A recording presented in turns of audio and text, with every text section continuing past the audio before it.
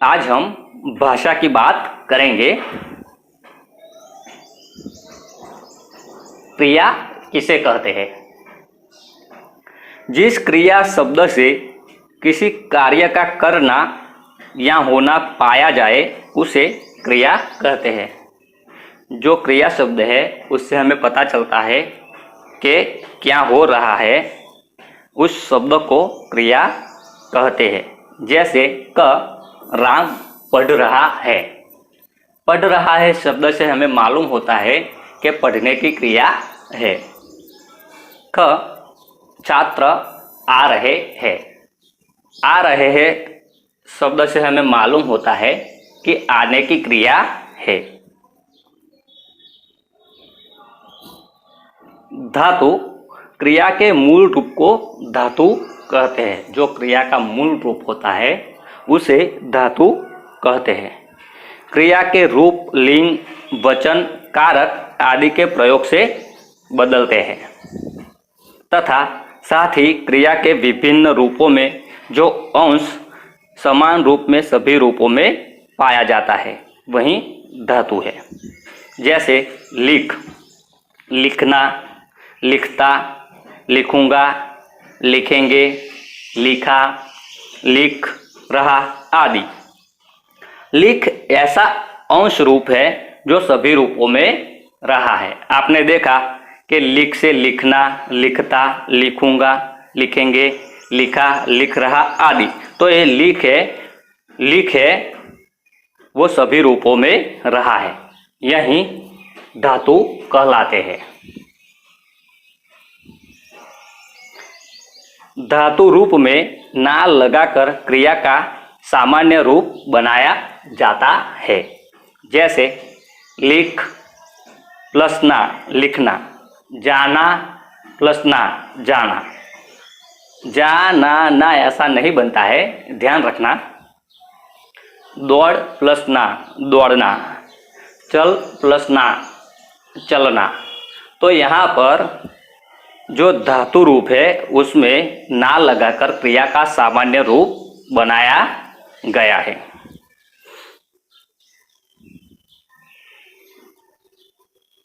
एक अकर्मक क्रिया।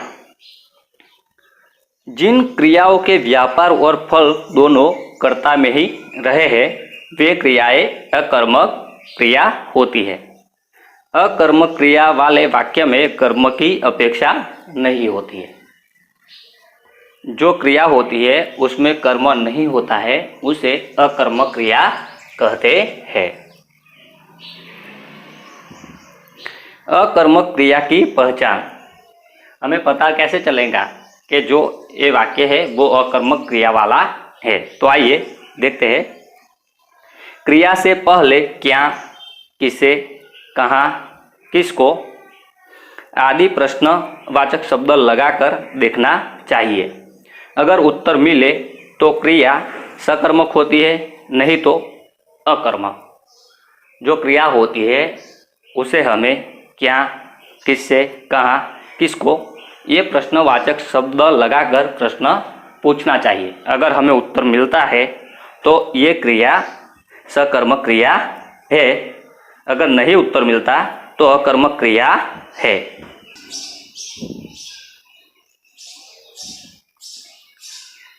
दो, सकर्मक क्रिया। जिसमें कर्ता के कार्य का प्रभाव कर्म पर पड़े उसे सकर्मक क्रिया कहते हैं। प्रश्न 2, नीचे दिए गए वाक्यों के सामने अकर्मक या सकर्मक लिखिए। बल्लू शाह ने नारियल तोड़े। यहाँ पर मैं प्रश्न पूछूंगा बल्लू शाह ने क्या तोड़े, तो हमें उसका उत्तर मिलता है नारियल।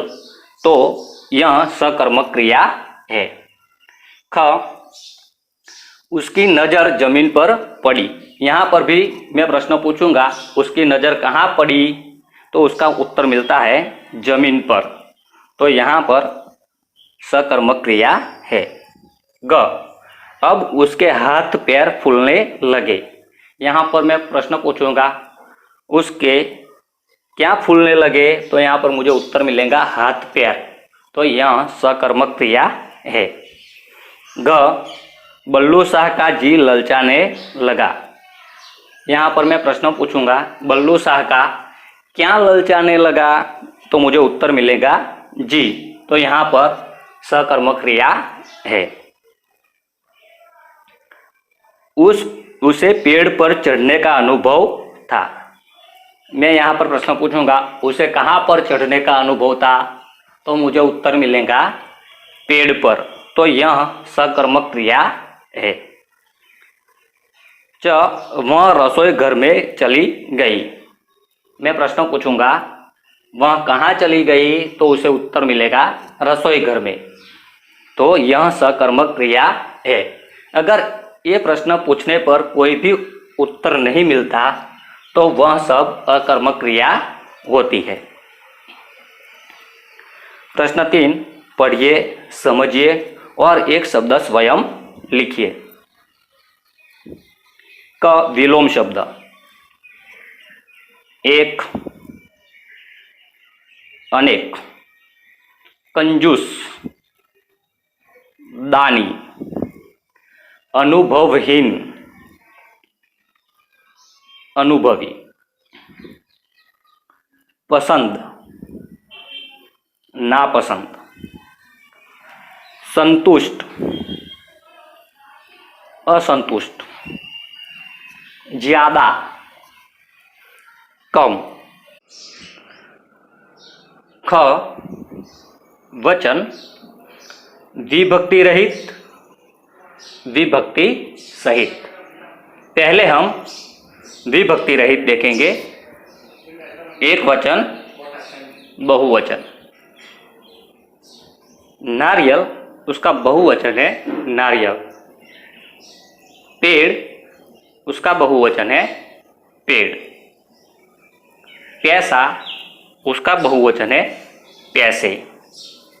तना, उसका बहुवचन है तने।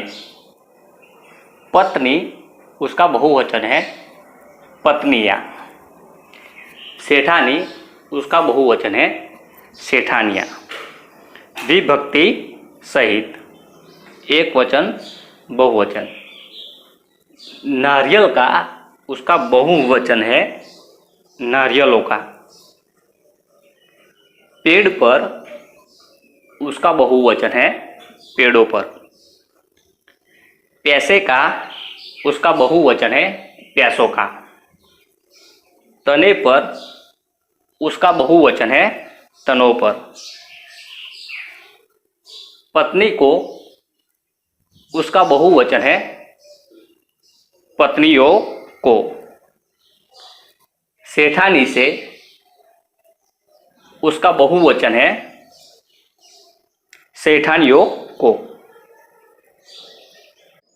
ग, लिंग, सदा पुल्लिंग। पेड़, नीम, आम, जामुन, नारियल, पीपल, कटहल, शीशम। ये शब्द है वो हमेशा पुल्लिंग ही पाया जाता है। सदा स्त्रीलिंग। लता या बेल, अंगूर की लता, कुम्हड़े की बेल, खरबूजे की बेल, फूलों की लता, लौकी की बेल, खीरे की बेल, तरबूज की बेल या लता। जो ये शब्द है हमेशा स्त्रीलिंग ही पाया जाता है। घ, अनेक शब्दों के एक शब्द लिखिए जो ईश्वर में विश्वास रखता हो। आस्तिक, जो ईश्वर में विश्वास न रखता हो। नास्तिक, जिसमें बल न हो। निर्बल, जिसमें बल हो। सबल, आकाश को चूमने वाला। गगनचुंबी। प्रश्न 4, उचित क्रिया लगाकर वाक्य पूरे कीजिए। क, पैसा खर्च करने में उसकी जान निकलती थी। ख, बल्लू शाह का जी ललचाने लगा। ग, वह कभी किसी नारियल के पेड़ पर नहीं चढ़ा था। ग, धत लोग ठीक ही कहते हैं। आपका होमवर्क है सोच समझ की बात, कुछ करने की बात, नारियल विषय पर 10 वाक्य लिखिए।